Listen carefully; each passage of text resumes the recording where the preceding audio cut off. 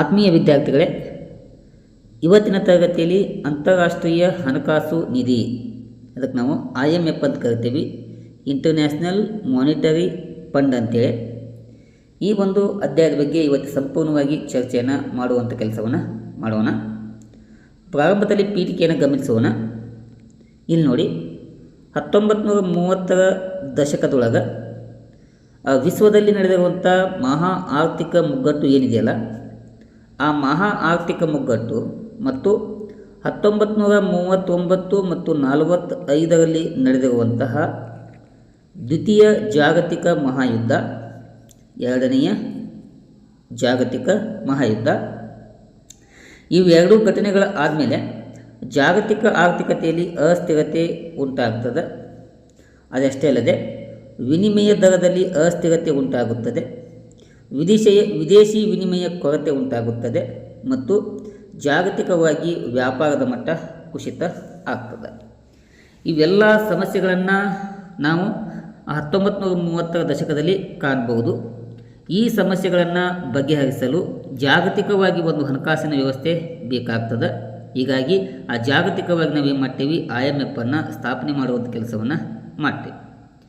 ಈ IMF ಅನ್ನು ಸ್ಥಾಪನೆ ಮಾಡುವುದರ ಮೂಲಕ ನಾವೇನು ಮಾಡ್ತೀವಿ, ಜಾಗತಿಕ ಹಣಕಾಸು ವ್ಯವಸ್ಥೆಯಲ್ಲಿ ಸ್ಥಿರತೆಯನ್ನು ಕಾಪಾಡುವುದು ಮತ್ತು ಆರ್ಥಿಕವಾಗಿ ಸಹಕಾರವನ್ನು ಹೆಚ್ಚಿಸುವಂಥ ಒಂದು ಉದ್ದೇಶವನ್ನು ಇಟ್ಕೊಂಡು ಅಂತಾರಾಷ್ಟ್ರೀಯ ಹಣಕಾಸು ನಿಧಿಯನ್ನು ಸ್ಥಾಪನೆ ಮಾಡುವಂಥ ಕೆಲಸವನ್ನು ಜಾಗತಿಕವಾಗಿ ಮಾಡಲಾಗ್ತದೆ.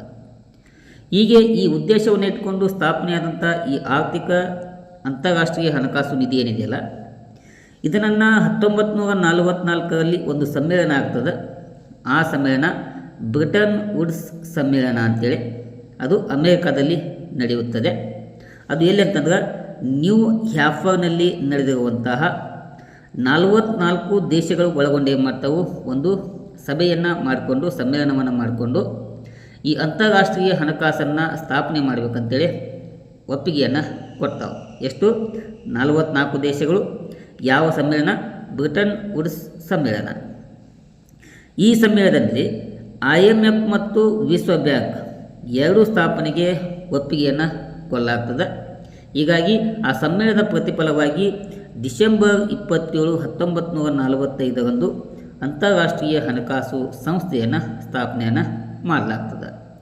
ಹೀಗೆ ಸ್ಥಾಪನೆಯಾದಂಥ IMF ಮಾರ್ಚ್ 1, 1947ರಂದು ತನ್ನ ಕಾರ್ಯವನ್ನು ಆರಂಭಿಸುವಂಥ ಕೆಲಸವನ್ನು ಮಾಡುತ್ತದೆ. ಈ ಅಂತಾರಾಷ್ಟ್ರೀಯ ಹಣಕಾಸು ನಿಧಿಯು ತನ್ನ ಕೇಂದ್ರ ಕಚೇರಿಯನ್ನು ಅಮೆರಿಕಾದ ವಾಷಿಂಗ್ಟನ್ DC ಕೇಂದ್ರ ಕಚೇರಿಯನ್ನು ಹೊಂದಿದ್ದು, ಪ್ರಸ್ತುತ IMFನಲ್ಲಿ 191 ಸದಸ್ಯ ರಾಷ್ಟ್ರಗಳು ಕಾರ್ಯವನ್ನು ನಿರ್ವಹಿಸುತ್ತಿವೆ. ಈ ರೀತಿಯಾಗಿ IMF ಅನ್ನು ಜಾಗತಿಕವಾಗಿ ಆರ್ಥಿಕ ಸ್ಥಿರತೆಯನ್ನು ಕಾಪಾಡುವ ಸಲುವಾಗಿ IMF ಅನ್ನು ಸ್ಥಾಪನೆ ಮಾಡುವಂಥ ಕೆಲಸವನ್ನು ಮಾಡಲಾಯಿತು. ಇಷ್ಟೆಲ್ಲ ಆದಮೇಲೆ ವಿದ್ಯಾರ್ಥಿಗಳೇ, IMFನ ಆಡಳಿತ ವ್ಯವಸ್ಥೆ ಬಗ್ಗೆ ನಾವು ತಿಳ್ಕೋಬೇಕಾಗ್ತದೆ. ಈ ಆಡಳಿತ ವ್ಯವಸ್ಥೆಯಲ್ಲಿ ನಾವು ಪ್ರಮುಖವಾಗಿ ನಾವೇನು ಕಾಣ್ತೀವಿ, ಮೊದಲಿಗೆ ಗವರ್ನರ್ ಮಂಡಳಿಯನ್ನು ಕಾಣ್ತೀವಿ. ಇದು IMFನ ಅತ್ಯಂತ ನಿರ್ಣಾಯಕವಾದಂಥ ಸಂಸ್ಥೆಯಾಗಿ ಕಾರ್ಯವನ್ನು ನಿರ್ವಹಿಸುತ್ತದೆ. ಇಲ್ಲಿ ಈ ಒಂದು ಮಂಡಳಿಯು ವರ್ಷಕ್ಕೆ ಒಂದು ಬಾರಿ ಏನು ಮಾಡ್ತದೆ, ಸಭೆಯನ್ನು ಸೇರಿಸುವಂಥ ಕೆಲಸವನ್ನು ಮಾಡ್ತದೆ. ಇದು 1ನೆಯ ಮಂಡಳಿ. ಅದೇ ರೀತಿಯಾಗಿ ಕಾರ್ಯನಿರ್ವಹಣಾ ಮಂಡಳಿ ಅಂತೇಳಿ 2ನೇ ಮಂಡಳಿ ಇದೆ. ಈ ಮಂಡಳಿಯು ಆ IMFನ ದೈನಂದಿನ ಕಾರ್ಯವನ್ನು ನೋಡಿಕೊಳ್ಳುವಂಥ ಕೆಲಸವನ್ನು ಮಾಡ್ತದೆ. ಇನ್ನೊಂದು ಮಂಡಳಿ ವ್ಯವಸ್ಥಾಪಕ ನಿರ್ದೇಶಕ ಮಂಡಳಿ ಅಂತೇಳಿ, ಇದು IMFನ ಮುಖ್ಯ ಕಾರ್ಯನಿರ್ವಾಹಕ ಅಧಿಕಾರಿಯನ್ನು ಒಳಗೊಂಡಿರುತ್ತದೆ. ಈ ಒಂದು ಮುಖ್ಯ ಕಾರ್ಯನಿರ್ವಾಹಕ ಅಧಿಕಾರಿಯನ್ನು ಎಕ್ಸಿಕ್ಯೂಟಿವ್ ಬೋರ್ಡ್ ಏನು ಮಾಡ್ತದೆ, ನೇಮಕವನ್ನು ಮಾಡುವಂಥ ಕೆಲಸವನ್ನು ಮಾಡುತ್ತದೆ. ಈಗ ಪ್ರಸ್ತುತ IMFನ ವ್ಯವಸ್ಥಾಪಕ ನಿರ್ದೇಶಕಿಯಾಗಂತಂದ್ರೆ ಕ್ರಿಸ್ಟಿನಾ ಗೆರ್ಗಿವಾ ಅಂತೇಳಿ ಪ್ರಸ್ತುತ IMFನ ನಿರ್ದೇಶಕಿಯಾಗಿದ್ದಾರೆ. ಇನ್ನೊಂದು ಪ್ರಮುಖವಾದಂಥ ಮಂಡಳಿ international monetary and financial committee ಅಂತೇಳಿ ಒಂದು ಕಮಿಟಿ ಇರ್ತದೆ. ಇದು ಸಲಹಾ ಸಂಸ್ಥೆಯಾಗಿ ಕಾರ್ಯವನ್ನು ನಿರ್ವಹಿಸುತ್ತದೆ. ಇನ್ನೊಂದು ಡೆವಲಪ್ಮೆಂಟ್ ಕಮಿಟಿ ಅಂತೇಳಿ IMFನಲ್ಲಿ ನಾವು ಕಾಣ್ತೀವಿ. ಆಮೇಲೆ ಮತದಾನ ವ್ಯವಸ್ಥೆ ಅಂತೇಳಿ ಇದು ಕೂಡ ಅದರಲ್ಲಿ ಬರುವಂಥ ಪ್ರಮುಖವಾದಂಥ ಆಡಳಿತ ವ್ಯವಸ್ಥೆ ಆಗಿದೆ. ಇಲ್ಲಿ IMFನ ಒಂದು ಮತವನ್ನು ಚಲಾಯಿಸುವಂಥ ಒಂದು ಸಮಯದಲ್ಲಿ ಮತ ದೇಶವು ಅದರ ಅಧಿಕಾರವನ್ನು ಅದರ ಕೋಟಾಗಳ ಆಧಾರದ ಮೇಲೆ ಮತವನ್ನು ಚಲಾಯಿಸುವಂಥ ಅಧಿಕಾರವನ್ನು ಹೊಂದಿರುತ್ತವೆ. ದೊಡ್ಡ ಆರ್ಥಿಕ ರಾಷ್ಟ್ರಗಳಿಗೆ ಹೆಚ್ಚಿನ ಮತ ಅಧಿಕಾರ ಒಳಗೊಂಡಿದ್ದು ಮಹತ್ವದ ನಿರ್ಧಾರಗಳಿಗೆ 85% ಬಹುಮತ ಅಗತ್ಯವಾಗಿ ಇಲ್ಲಿ ಬೇಕಾಗ್ತದೆ. ಇಷ್ಟು ಆಡಳಿತ ವ್ಯವಸ್ಥೆಯಲ್ಲಿ ನಾವು ಪ್ರಮುಖವಾದಂಥ ಅಂಶವನ್ನು ಗಮನಿಸಬೇಕು. ಇಷ್ಟೆಲ್ಲ ಅದರ ಸ್ಥಾಪನೆ ಮತ್ತು ಆಡಳಿತ ವ್ಯವಸ್ಥೆಯನ್ನು ತಿಳಿದುಕೊಂಡ ಮೇಲೆ ಅಂತಾರಾಷ್ಟ್ರೀಯ ಹಣಕಾಸು ನಿಧಿಯ ಉದ್ದೇಶಗಳು ಏನು ಎಂಬುದನ್ನು ನಾವಿಲ್ಲಿ ಚರ್ಚೆಯನ್ನು ಮಾಡೋಣ. ಈ ಆಡಳಿತ ವ್ಯವಸ್ಥೆಯ ಅಂತಾರಾಷ್ಟ್ರೀಯ ಹಣಕಾಸು ನಿಧಿಯ ಕೆಲವೊಂದು ಉದ್ದೇಶಗಳನ್ನು ಇಟ್ಕೊಂಡಿದೆ. ಆ ಉದ್ದೇಶಗಳನ್ನು ಇಲ್ಲಿ ನಿಮಗೆ ತಿಳಿಸುವಂಥ ಕೆಲಸವನ್ನು ಮಾಡ್ತಾನೆ. ಮೊದಲನೇ ಉದ್ದೇಶ ಅಂತಾರಾಷ್ಟ್ರೀಯ ಹಣಕಾಸು ಸಹಕಾರವನ್ನು ಉತ್ತೇಜಿಸುವಂಥ ಉದ್ದೇಶವನ್ನು ಇಟ್ಟುಕೊಂಡು ಇದು ಕಾರ್ಯವನ್ನು ನಿರ್ವಹಿಸುತ್ತದೆ. ಇನ್ನು ಎರಡನೆಯ ಉದ್ದೇಶ, ಈ ಅಂತಾರಾಷ್ಟ್ರೀಯ ಹಣಕಾಸು ನಿಧಿಯು ವಿನಿಮಯ ದರದಲ್ಲಿ ಸ್ಥಿರತೆಯನ್ನು ಕಾಪಾಡುವಂಥ ಉದ್ದೇಶವನ್ನು ಇಟ್ಟುಕೊಂಡು ಕಾರ್ಯವನ್ನು ನಿರ್ವಹಿಸುತ್ತದೆ.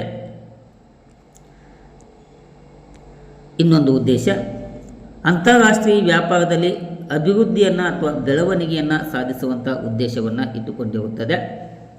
ಆಮೇಲೆ ಸಂದಾಯ ಬಾಕಿ ಅಥವಾ ಪಾವತಿ ಸಿಲುಕಿನ ಸಮಸ್ಯೆಗೆ ನೆರವು ಅಥವಾ ಸಹಾಯವನ್ನು ಮಾಡುವಂಥ ಉದ್ದೇಶವನ್ನು ಇಟ್ಟುಕೊಂಡು ಈ IMF ಕಾರ್ಯವನ್ನು ನಿರ್ವಹಿಸುತ್ತದೆ.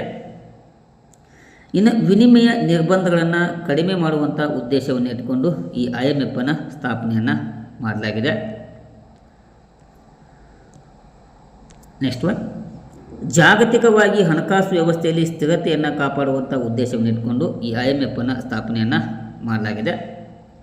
ಇನ್ನೊಂದು, ತಾಂತ್ರಿಕ ಅಥವಾ ತಂತ್ರಜ್ಞಾನ ಸಲಹೆ ಮತ್ತು ತರಬೇತಿಯನ್ನು ನೀಡುವಂಥ ಒಂದು ಉದ್ದೇಶವನ್ನು ಇಟ್ಟುಕೊಂಡು IMFನ ಸ್ಥಾಪನೆಯನ್ನು ಮಾಡಲಾಗಿದೆ. ಅದು IMFನ ಸದಸ್ಯ ರಾಷ್ಟ್ರಗಳು ಯಾವಿರ್ತಾವಲ್ಲ ಅವುಗಳಿಗೆ ತಾಂತ್ರಿಕ ಸಲಹೆ ಮತ್ತು ತರಬೇತಿಯನ್ನು ಕೊಡುತ್ತದೆ. ಇನ್ನು ಜಾಗತಿಕವಾಗಿ ಆರ್ಥಿಕತೆ ಮೇಲ್ವಿಚಾರಣೆ ಮಾಡುವಂಥ ಕೆಲಸವನ್ನು ಕೂಡ IMF ಮಾಡ್ತದೆ. ಮೇಲ್ವಿಚಾರಣೆ ಮಾಡುವ ಜೊತೆಗೆ ತನ್ನ ಸದಸ್ಯ ರಾಷ್ಟ್ರಗಳಿಗೆ ಕೆಲವೊಂದು ನೀತಿಗಳ ಬಗ್ಗೆ ಪರಿಶೀಲನೆ ಮತ್ತು ಸಲಹೆಗಳನ್ನು ನೀಡುವಂಥ ಕೆಲಸವನ್ನು IMF ಮಾಡ್ತದೆ. ಇಷ್ಟು ಉದ್ದೇಶಗಳಾದ ಮೇಲೆ ವಿದ್ಯಾರ್ಥಿಗಳೇ IMF ನಿರ್ವಹಿಸುವಂಥ ಕಾರ್ಯಗಳ ಬಗ್ಗೆ ಇಲ್ಲಿ ನಾವು ಚರ್ಚೆಯನ್ನು ಮಾಡೋಣ.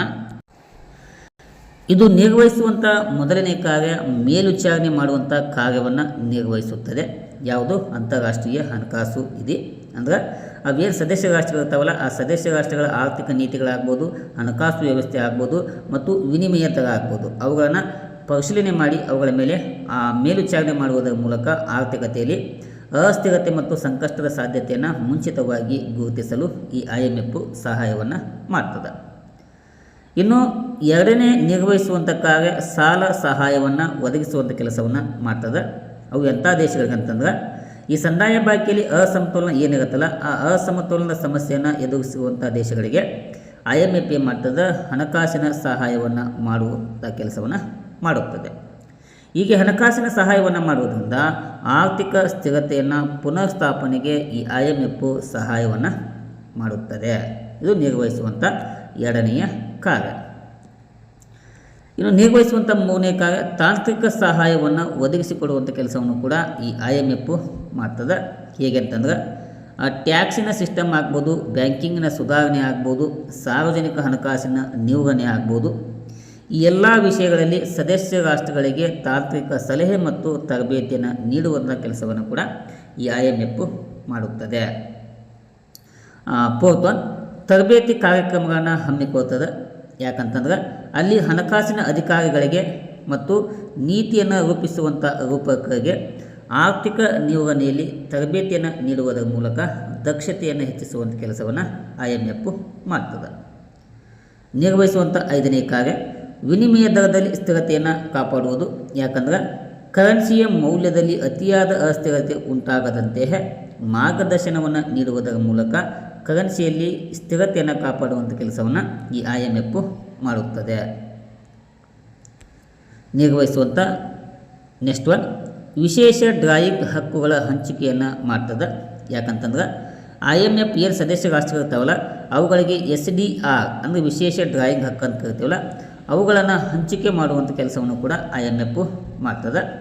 ಹೀಗೆ ಮಾಡುವುದರ ಮೂಲಕ ಈ ವಿದೇಶಿ ವಿನಿಮಯ ಸಂಗ್ರಹವನ್ನು ಹೆಚ್ಚಿಸಲು ಸಹಾಯವನ್ನು ಮಾಡಿ ಕೊಡ್ತದೆ. ಇನ್ನು ನಿರ್ವಹಿಸುವಂಥ ಮುಂದಿನ ಕಾರ್ಯ ಜಾಗತಿಕ ಹಣಕಾಸು ಸಂಶೋಧನೆಯನ್ನು ಹಮ್ಮಿಕೊಳ್ತದೆ. ಯಾಕಂತಂದ್ರೆ ಈ ಜಾಗತಿಕ ಆರ್ಥಿಕ ಸ್ಥಿತಿಗತಿಗಳ ಕುರಿತು ಒಂದು ವರದಿಗಳನ್ನು ಪ್ರಕಟಣೆ ಮಾಡುವಂಥ ಕೆಲಸವನ್ನು ಕೂಡ IMF ಮಾಡ್ತದೆ. ಹೀಗೆ ಮಾಡುವುದರಿಂದ ಸದಸ್ಯ ರಾಷ್ಟ್ರಗಳಿಗೆ ನೀತಿಗಳನ್ನು ರೂಪಿಸಲು ಮಾರ್ಗದರ್ಶನವನ್ನು ಕೊಡುವುದರ ಜೊತೆಗೆ ಜಾಗತಿಕವಾಗಿ ಹಣಕಾಸಿನಲ್ಲಿ ಸ್ಥಿರತೆಯನ್ನು ಕಾಪಾಡ್ತದೆ. ಇನ್ನು ಸದಸ್ಯ ರಾಷ್ಟ್ರಗಳ ಸಂಕಟವನ್ನು ನಿರ್ವಹಣೆ ಮಾಡುವಂಥ ಕೆಲಸವನ್ನು ಕೂಡ IMF ಮಾಡುತ್ತದೆ. ಆಮೇಲೆ ಸಾಲ ಯೋಜನೆಗಳ ರೂಪಣೆಯನ್ನು ಗೊಳಿಸುತ್ತದೆ. ಸಾಲ ಸ್ಥಿರತೆಯ ವಿಶ್ಲೇಷಣೆಯನ್ನು ಮಾಡಿಕೊಡುತ್ತದೆ. ಆಮೇಲೆ ಹಣಕಾಸು ಕ್ಷೇತ್ರ ಮೌಲ್ಯಮಾಪನವನ್ನು ಕೂಡ ಮಾಡ್ತದೆ. ಡೇಟಾ ಸಂಗ್ರಹ ಮತ್ತು ಪ್ರಕಟಣೆಯನ್ನು ಗೊಳಿಸುವಂಥ ಕೆಲಸವನ್ನು ಕೂಡ IMF ಮಾಡುತ್ತದೆ. ದಾರಿದ್ರ್ಯ ನಿವಾರಣಾ ಯೋಜನೆಗಳಿಗೆ ಬೆಂಬಲವನ್ನು ನೀಡುತ್ತದೆ. ಆಮೇಲೆ ಜಾಗತಿಕ ಆರ್ಥಿಕ ಸಂವಾದ ವೇದಿಕೆಯಾಗಿ ಕೂಡ ಕಾರ್ಯವನ್ನು ನಿರ್ವಹಿಸುತ್ತದೆ. ಇಷ್ಟು IMF ನಿರ್ವಹಿಸುವಂಥ ಪ್ರಮುಖ 15 ಕಾರ್ಯ ಬಗ್ಗೆ ನಾನು ನಿಮಗೆ ತಿಳಿಸಿಕೊಟ್ಟಿದ್ದೇನೆ. ಈಗ ಕಾರ್ಯಗಳಾದ ಮೇಲೆ ಹಣಕಾಸು ನೀತಿಯ ಸಾಧನೆಗಳ ಬಗ್ಗೆ ಇಲ್ಲಿ ನಾವು ಅಧ್ಯಯನವನ್ನು ಮಾಡಬೇಕಾಗ್ತದೆ. IMF ನಿರ್ವಹಿಸುವಂಥ ಸಾಧನೆಗಳು ಯಾವುವಂತೇಳಿ ಇಲ್ಲಿ ನಾನು ನಿಮಗೆ ತಿಳಿಸಿಕೊಡ್ತೇನೆ. ಸಾಧನೆಗಳು ಇಲ್ಲಿ ನೋಡ್ರಿ, ಅಂತಾರಾಷ್ಟ್ರೀಯ ಹಣಕಾಸು ಸ್ಥಾಪನೆ ಆದಮೇಲೆ ವಿದೇಶಿ ವಿನಿಮಯ ದರದಲ್ಲಿ ಸ್ಥಿರತೆಯನ್ನು ಕಾಪಾಡಿದೆ. ಆಮೇಲೆ ಸಂದಾಯ ಬಾಕಿಯ ಸಮತೋಲನದ ಸಮಸ್ಯೆಗೆ ಪರಿಹಾರವನ್ನು ಒದಗಿಸಿ ಕೊಟ್ಟಿದೆ. ಆಮೇಲೆ ಜಾಗತಿಕ ಹಣಕಾಸು ಸಂಕಷ್ಟಗಳಿಗೆ ಪರಿಹಾರ ಅಥವಾ ಸಹಾಯವನ್ನು ಒದಗಿಸಿ ಕೊಟ್ಟಿದೆ. ಇನ್ನು ಸ್ಪೆಷಲ್ ಡ್ರಾಯಿಂಗ್ ರೈಟ್ಸನ್ನು ಪರಿಚಯವನ್ನು ಮಾಡಿ ಕೊಟ್ಟಿದೆ. ಇದು 1969ರಲ್ಲಿ ಪರಿಚಯ ಆಯಿತು. ಆಮೇಲೆ ಆರ್ಥಿಕ ಮೇಲ್ವಿಚಾರಣೆ ಮತ್ತು ಸಲಹೆಯನ್ನು ನೀಡುವಂಥ ಕೆಲಸವನ್ನು ಮಾಡಿದೆ. ತಾಂತ್ರಿಕವಾಗಿ ಸಹಾಯ ಮತ್ತು ತರಬೇತಿಯನ್ನು ನೀಡಿದೆ. ಅಭಿವೃದ್ಧಿಶೀಲ ರಾಷ್ಟ್ರಗಳಿಗೆ ಬೆಂಬಲವಾಗಿ ನಿಂತಿದೆ. ಆಮೇಲೆ ಜಾಗತಿಕ ಆರ್ಥಿಕ ಸಂವಾದ ವೇದಿಕೆಯಾಗಿ ಸಾಧನೆಯನ್ನು ಮಾಡಿದೆ. ಕೆಲವೊಂದು ಸಾಲ ಮನ್ನಾ ಕಾರ್ಯಕ್ರಮಗಳನ್ನು ಹಮ್ಮಿಕೊಂಡಿದೆ. 2019ರಲ್ಲಿ ಕೋವಿಡ್-19 ಬಂದಾಗ ಆ ಸಂಕಷ್ಟಗಳಿಗೆ ಪರಿಹಾರವನ್ನು ಅಥವಾ ಸಹಾಯವನ್ನು ಒದಗಿಸಿ ಕೊಟ್ಟಿದೆ.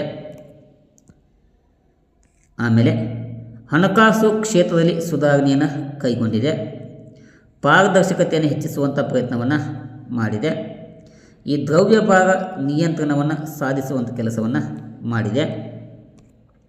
ಆಮೇಲೆ ಜಾಗತಿಕವಾಗಿ ಕೆಲವೊಂದು ಸಂಶೋಧನೆಗಳನ್ನು ಮತ್ತು ವರದಿಯನ್ನು ಪ್ರಕಟಣೆ ಮಾಡುವಂಥ ಕೆಲಸವನ್ನು ಮಾಡಿದೆ. ಮತ್ತು ವಿನಿಮಯ ವ್ಯವಸ್ಥೆಯ ಲಿಬರಲೇಷನ್ ಮಾಡುವಂಥ ಕೆಲಸವನ್ನು ಕೂಡ IMF ಮಾಡಿದೆ. ಇಷ್ಟು IMFನ ಪ್ರಮುಖವಂಥ ಸಾಧನೆಗಳು ಆಗಿವೆ. ಇನ್ನು IMFನಲ್ಲಿ ಕೆಲವೊಂದು ವೈಫಲ್ಯ ಮತ್ತು ಟೀಕೆಗಳದಾವು. ಅವು ಯಾವಂತೇಳಿ ಇಲ್ಲಿ ನಿಮಗೆ ತಿಳಿಸಿಕೊಡುವಂಥ ಪ್ರಯತ್ನವನ್ನು ಮಾಡಲಾಗ್ತದೆ. IMFನ ಮೊದಲನೇ ವೈಫಲ್ಯ ಕೆಲವೊಂದು ಕಠಿಣ ಷರತ್ತುಗಳನ್ನು ವಿಧಿಸುವುದರ ಮೂಲಕ ಟೀಕೆಗೆ ಒಳಪಟ್ಟಿದೆ. ಮತ್ತು ದಾರಿದ್ರ್ಯ ಮತ್ತು ನಿರುದ್ಯೋಗದ ಪ್ರಬಲ ಹೆಚ್ಚಳವಾಗುವುದರ ಮೂಲಕ ಟೀಕೆಗೆ ಒಳಪಟ್ಟಿದೆ. ಈ IMF ಅಭಿವೃದ್ಧಿಶೀಲ ರಾಷ್ಟ್ರಗಳ ಮೇಲೆ ಹೆಚ್ಚಿನ ಪ್ರಭಾವವನ್ನು ಬೀರಿದೆ ಅಂತೇಳಿ ಟೀಕೆಗೆ ಒಳಪಡಿಸಬಹುದು. ನೆಕ್ಸ್ಟ್ ಒನ್, ರಾಷ್ಟ್ರೀಯ ಸ್ವಾಯತ್ತತೆಗೆ ಧಕ್ಕೆ ಉಂಟಾಗಿದೆ. IMF ಕೇವಲ ಒಂದೇ ಮಾದರಿ ನೀತಿಯನ್ನು ಅಳವಡಿಸಿಕೊಂಡಿದೆ ಮತ್ತು ಸಾಲದ ಮೇಲೆ ಅವಲಂಬನೆ ಹೆಚ್ಚಳವಾಗಿ ಕಂಡು ಬರುತ್ತದೆ. ಆಮೇಲೆ ಸಾಮಾಜಿಕ ಅಶಾಂತಿ ಉಂಟಾಗುತ್ತದೆ. ಸಂಕಷ್ಟಗಳನ್ನು ಮುಂಚಿತವಾಗಿ ಗುರುತಿಸಲು ವಿಫಲತೆಯನ್ನು ಸಾಧಿಸಿದೆ. ಮತವನ್ನು ಹಾಕುವುದರಲ್ಲಿ ಅಸಮಾನತೆಯನ್ನು ತೋರುವಂಥ ಕೆಲಸವನ್ನು IMF ಮಾಡಿದೆ. ಆಮೇಲೆ ವಿನಿಮಯ ಮೌಲ್ಯ ಕುಗ್ಗಿಸುವ ಒತ್ತಾಯವನ್ನು ಇಟ್ಟುಕೊಂಡಿದೆ. ಆಮೇಲೆ ಸಾರ್ವಜನಿಕ ಕ್ಷೇತ್ರದ ಖಾಸಗೀಕರಣಕ್ಕೆ ಹೆಚ್ಚು ಒತ್ತನ್ನು ಕೊಟ್ಟಿದೆ. ಸಬ್ಸಿಡಿ ಕಡಿತದ ಪರಿಣಾಮವನ್ನು ಅನುಭವಿಸಿದೆ. ಆರ್ಥಿಕ ಕುಸಿತದ ವೃದ್ಧಿಗೆ ಕಾರಣ ಆಗಿದೆ. ಪಾರದರ್ಶಕತೆ ಕೊರತೆಯನ್ನು IMFನಲ್ಲಿ ಕಾಣಬಹುದು ಮತ್ತು ಪ್ರಾದೇಶಿಕ ಅಸಮಾನತೆಯನ್ನು ಉಂಟು ಮಾಡ್ತದೆ. ಓಕೆನಾ? ಇಷ್ಟು ವಿದ್ಯಾರ್ಥಿಗಳೇ ನಿಮಗೆ ಬಹಳ ಎಕ್ಸ್ಪ್ಲೇನ್ ಮಾಡಿಲ್ಲ, ಯಾಕೆ ಅವುಗಳ ಪಾಯಿಂಟ್ಸ್ಗಳ ವಿವರಣೆಯನ್ನು ಕೆಳಗಡೆ ನಿಮಗೆ ಎಕ್ಸಾಮ್ಗೆ ಎಷ್ಟು ಬೇಕಲ್ಲ ಅಷ್ಟು ವಿವರಣೆಯನ್ನು ಕೊಡಲಾಗಿದೆ. ಸಮಯದ ಅಭಾವದಿಂದಾಗಿ ಈ ಒಂದು ನಿಮಗೆ ಟೀಚಿಂಗ್ ಅವಧಿ ಭಾಳ ಆಗತ್ತೆ ಅಂತೇಳಿ ಈಜಿ ಈ ಒಂದು ಟಾಪಿಕ್ಕು ಈಜಿ ಆಗೋದ್ರಿಂದ ನಿಮಗೆ ಕೇವಲ ನಾ ಏನು ಪಾಯಿಂಟ್ಸ್ಗಳನ್ನು ಇವಾಗನೇ ಮಾಡುವಂಥ ಕೆಲಸವನ್ನು ಮಾಡಿದ್ದೇನೆ. ನಿಮ್ಮ ಎಕ್ಸಾಮಲ್ಲಿ ನೀವು ಏನು ಮಾಡಬೇಕು, ಆ ಪಾಯಿಂಟ್ಸ್ ಕೆಳಗಡೆ 1 ಲೈನ್ 2 ಲೈನ್ ಏನು ಮಾಡಬೇಕು, ಇವಾಗನೇನ ಬರೆದ್ರೆ ಈ IMFನ ಟಿಪ್ಪಣಿ ನಿಮಗೆ ಸಂಪೂರ್ಣವಾಗಿ ಕಂಫರ್ಟೇಬಲ್ ಆಗ್ತದೆ. ಏನು IMF ಸ್ಥಾಪನೆ ಆಗಿದ್ದೆ ಆವಾಗ ಉದ್ದೇಶಗಳು, ಅದರ ಕಾರ್ಯಗಳು, ಸಾಧನೆಗಳು ಮತ್ತು ವೈಫಲ್ಯಗಳ ಬಗ್ಗೆ ಇವತ್ತಿನ ತರಗತಿಯಲ್ಲಿ ಸಂಪೂರ್ಣವಾಗಿ ಚರ್ಚೆಯನ್ನು ಮಾಡಲಾಗಿದೆ. ಇಲ್ಲಿಯ ತನಕ ತರಗತಿ ವೀಕ್ಷಣೆ ಮಾಡಿದ ಎಲ್ಲ ವಿದ್ಯಾರ್ಥಿಗಳಿಗೆ ಧನ್ಯವಾದಗಳನ್ನು ತಿಳಿಸ್ತಾ ಈ ತರಗತಿಯನ್ನು ಇಲ್ಲಿಗೆ ಮುಗಿಸ್ತೇನೆ. Thank you. ನಮಸ್ಕಾರ.